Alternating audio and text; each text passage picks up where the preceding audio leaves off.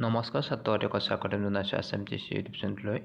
মই যে তোমালোকৰ মাজলৈ লৈ আহিছোঁ ইংৰাজী এলফাবেট অৰ্থাৎ ইংৰাজী বৰ্ণমালাৰ অসমীয়া উচ্চাৰণ সকলোৱে ভালদৰে শুনি যাব।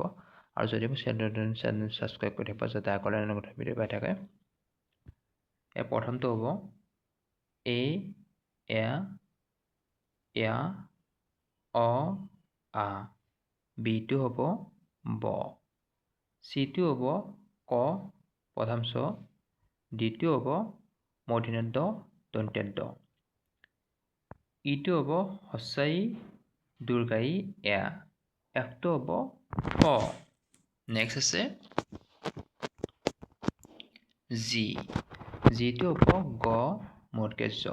এইচটো হ'ব অ হ। আইটো হ'ব আ হস্ৰ ই দীৰ্ঘ ই। জেটো হ'ব মূৰ্ধন্য জ উদ্ধৃত জ। কেটো হ'ব ক, এলটো হ'ব ল।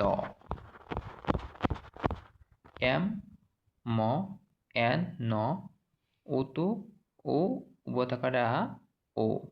পিটো হ'ব প। কিউটো হ'ব ক, আৰ, ৰ। এছটো হ'ব প্ৰথম চ, দ্বিতীয় ছ, দন্ত্য স, তালব্য শ। ইউটো হ'ব হস্ৰ উ দীৰ্ঘ উ। টিটো হ'ব ত, ভিটো হ'ব ফ উদ্ধ।